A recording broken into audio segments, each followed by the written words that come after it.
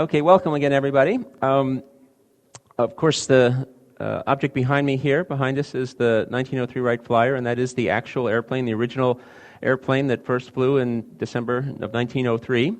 And those of you who've seen the recent film, Night at the Museum, it's prominently featured in the film. And much as we would like to say that its performance in real life equaled its performance in the movie, sadly it didn't. It really does a lot of cool things in the movie, but in real life it actually just made some very short straight-line flights in 1903. But those flights were extraordinarily significant because this airplane incorporates all the basic concepts and ideas and technologies which all subsequent successful airplanes embodied. So it really is not just the first airplane to get off the ground, but what's really important about it is it's the seminal airplane. All successful airplanes that flew afterwards have the same basic technology that are incorporated inside this airplane.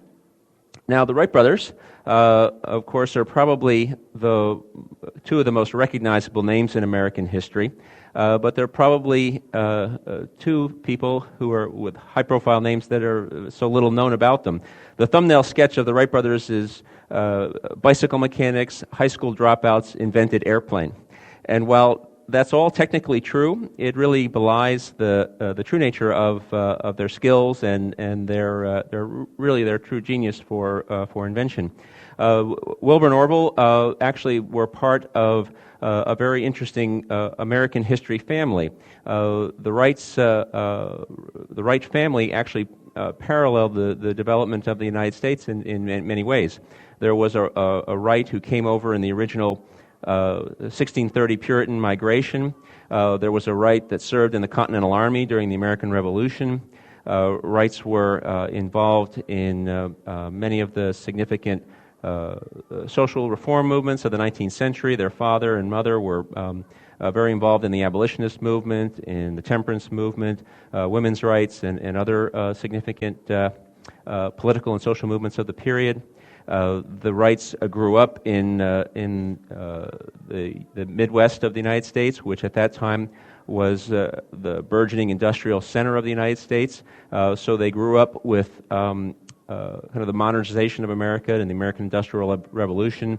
They participated in that themselves with their bicycle manufacture. They were obviously well known for their bicycle work before their aeronautical work, and they manufactured and sold bicycles and were part of that period where the United States was kind of rushing toward the 20th century in a very modern and industrial setting. So the Wrights really were an interesting family, apart from the fact that Wilbur and Orville invented the airplane.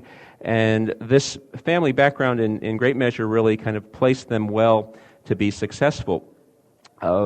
As I say, they did not graduate from high school, but they really had the education and the intellectual wherewithal of a modern undergraduate education. Both of their parents fostered inquisitiveness and curiosity and learning, and both Wilbur and Orville were great self-students as well as doing well in school.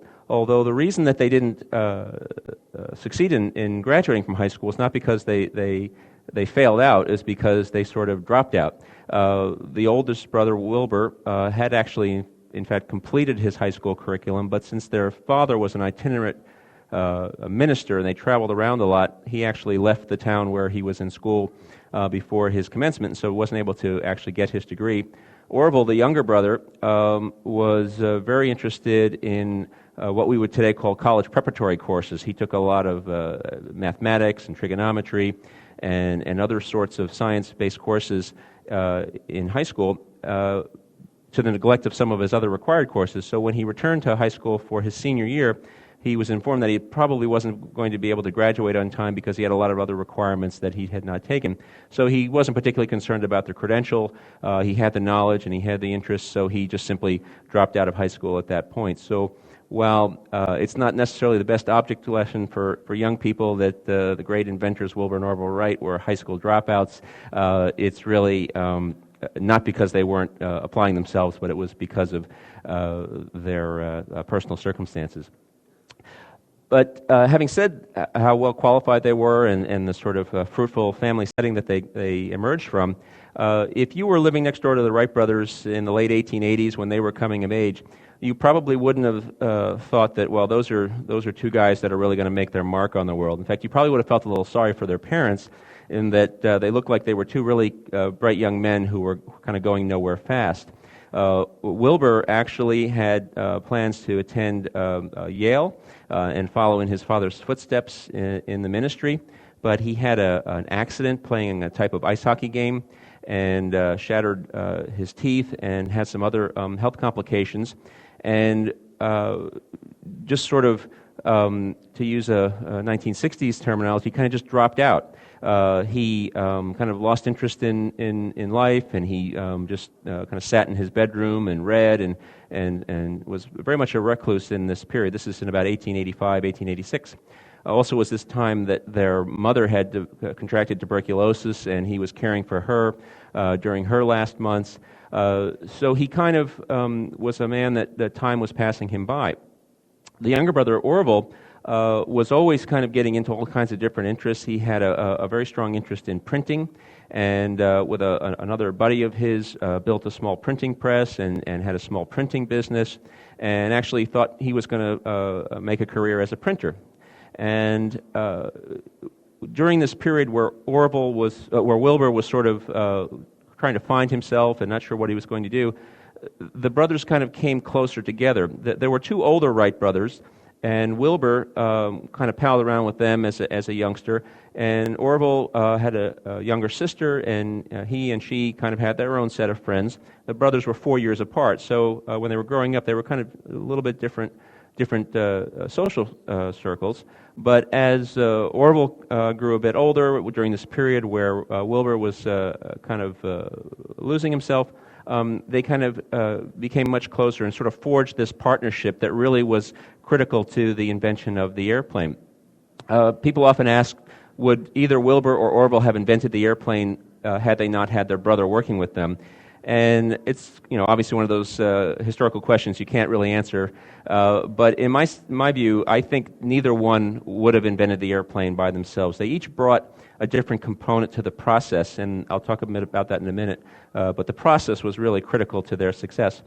And they reinforced one another in many ways, and I think in large measure we have to say that the Wright brothers invented the airplane, not necessarily it would have been Wilbur or Orville, or one took the great lead and the other was just sort of an assistant. It really was a truly collaborative effort. Now, a moment ago I mentioned the process, and people look at this airplane and the achievement of the Wright brothers and say, well, many great minds tried to invent the airplane. It had been a problem that people had contemplated for centuries and so forth. Why did these seemingly unremarkable two young men from Dayton, Ohio manage to pull this off? And the reason had to do with their process. And by process, they not only created this piece of technology and built the airplane, but they also invented aeronautical engineering, the modern practice of aeronautical engineering, how we design an airplane. And that's equally important to their success as getting this machine off the ground. They were consummate engineers. They really understood the engineering process. They understood how to define problems and then develop solutions to solve those problems. One of the key things that they understood about the airplane, that it's not one invention, but it's many inventions, all of which have to work in concert. You have to have not only a good set of wings, but you have to have a propulsion system, you have to have a control system, you have to have a good structural design, and within each of those there are many components of that. And one of the blind spots that many of their contemporaries ran into was they focused on one of those aspects and thought that they could then solve the other later. In other words, some experimenters worked on an engine. They thought if we could get a good, powerful engine, then we'd worry about the aerodynamics later. Others focused on aerodynamics and thought, well, once we got into the air, then we'll worry about controlling the airplane later. But the Wrights understood that you had to do all those things equally and incorporate them in a technological system. But they didn't use that term in those days, but today we talk about systems technology and systems engineering, and the Wrights really were very good at that. So they looked at the airplane as this series of problems, and the three fundamental ones that they recognized were lift, propulsion, and control. Obviously, you need to have some means of getting the airplane into the air, and a set of wings was an obvious approach to that. And in terms of that problem, they had looked at the research of other experimenters, and there was some groundwork done in aerodynamics in terms of the relationship between the size of the wing and the velocity of the air going over the wing and the weight of the aircraft and other factors. And there were even experimenters, in particular a German pioneer by the name of Otto Lilienthal, who had built a series of successful hang gliders in the 1890s. So they thought there was some foundation on aerodynamics that they could work with. They looked at propulsion, and this was also the period where you had emerging lightweight, efficient internal combustion engines being developed. Again, the Germans were there with Nicholas Otto and the Otto engine in the mid-1880s. Also, lightweight steam engines were being developed in this period. So they thought, well, the propulsion problem, there was some basic groundwork that they could follow on that. But then they looked at control, and they recognized that most people really hadn't considered that very well. Lilienthal had a method of control where he would shift his body weight to balance the aircraft. But the Wrights recognized, well, that's a really limiting factor because the body weight has to be fairly similar to the weight of the aircraft for the body weight shifting to have any effect. Obviously, you couldn't fly a commercial airliner or a military fighter by shifting your body weight. You need some other means of control. And the Wrights saw that was a limiting factor. And they saw no other real effective means of control being developed. And that was what they focused on first as part of this system. They thought they could work the other problems simultaneously, but that there was some groundwork based on that. And the fundamental idea that they used to develop their control system is also very illustrative of one of the principal skills that they had. The Wright brothers were quite skilled at going from abstract concepts to concrete technology, and they had great facility in visualizing technology and turning those ideas around in their mind's eye and developing a technology in that sense. There's been a lot of work in the history of technology in the past few decades about this idea of visual thinking in design and invention. Most people tend to think about engineers and they have formulas and numbers and they calculate things, but there's also a very aesthetic and visual component to technological design. And it's not uncommon to see that in some of the most imaginative and original and prolific inventors, that visual capability. And the Wrights really had that in great measure. When they were developing their method of controlling the airplane, they visualized the airplane as they thought about the airplane as something that had to be independent of size. In other words, if you wanted to build an airplane that could carry its weight and ultimately carry not only the pilot but maybe passengers and a payload, the control system had to be independent of the size of the airplane. And they hit upon an idea called wing warping, or twisting of the wings. And this was a very elegant concept. They had the idea that, well, if you have a wing going through the air and a flow going over it, it will have a vertical lift force. The flow will go over it, and the increase in the angle of the wing to the wind increases the amount of lift. So that if the more the wing is angled up toward the wind, the more you will generate lift. And they took this basic concept and they said, well, if we could have a difference in the amount of lift on one side or the other, in other words, if you turn one side of the airplane wings up more, or turned the one side up and the other side down, or not at all, you would have more lift on one side than the other. And what would happen? If you had more lift on one side, that side would rise and the whole thing would turn. So they took this idea of differential lift as a way to balance the wings. So they took this very really elegant idea of an aerodynamic method of balancing the wings and turning the airplane, and then they had to set about coming up with a concrete technical way to realize that idea. And they came up with this idea of wing warping, or twisting of the wings. And what they did was they literally twisted the whole wing structure. You notice that the wing on the Wright Flyer doesn't have any movable surfaces. And you wonder, well, how does it control? The whole wing is actually twisted. And this enabled them to have this differential lift in a very lightweight structure, because they thought about, well, maybe you could have a series of gears and drive shafts to twist the wings and so forth, but that was too heavy and complex. But they just came up with this very simple idea of literally just twisting or warping the wing. And through a series of first a little kite that you see up there and these unpowered gliders, they developed and refined this idea of warping the wings or twisting the wings, and it became a very, very effective control mechanism. And it's the fundamental control that's used in all airplanes. Now we have movable surfaces that impart this difference in lift, but the concept is the same. And it was just a wonderful illustration of this ability of them to conceptualize a very elegant, abstract idea on how to achieve this control, and then build a very successful and simple and effective piece of technology to achieve it. And you see that kind of thinking over and over throughout the airplane. The propellers are another example of that. I mentioned earlier that they had thought that they could probably develop a propulsion system without too much difficulty because there had been some pioneering work done on lightweight engines at this point. But the tricky part is how do you change the power of the engine into thrust to move the airplane forward? And a propeller was an obvious choice at that time. Obviously, ships had used propellers to drive them, but the Wrights quickly discovered that the theory for propellers was essentially non-existent, that much of the propeller work related to marine use was by trial and error and was not well developed. And in looking at how could they utilize the propeller to translate the power into thrust, they came up with this elegant idea of a rotary wing. And if you look at a propeller and you look at the cross-section of it, it actually has a wing shape to it. It has a curvature to it, just like the wings do. And then what the Wrights decided was, okay, well, if I take a wing, if you're going a wing like this and it has a vertical lift force, if I take a wing and turn it on its side and I spin it to generate the flow of air around it, and I'll still get that lift force, but now it's going to be in a horizontal direction, or thrust. So they took this idea and literally created a rotary wing, and they had to go through some refinements to get it as efficient as they could for the purposes that they were using, this size airplane and so forth. But again, it was that very elegant and skillful manipulation of an abstract concept and translating that into a practical, workable piece of technology.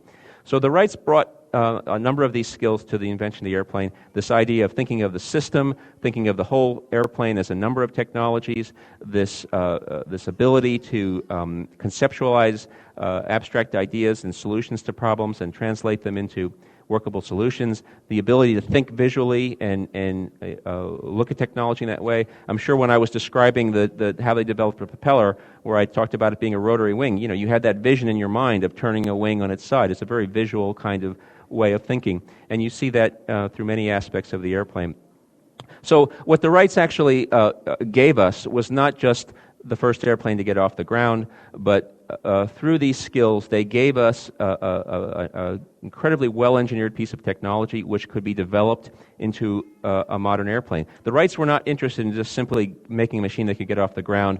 They wanted to build a machine that they referred to as a machine of practical utility and a machine that could evolve into something. And that's precisely what they did. And that's why this airplane, that's why this object is so important, is because it really does start everything in terms of all the other airplanes that you see in this building or airplanes that you fly on.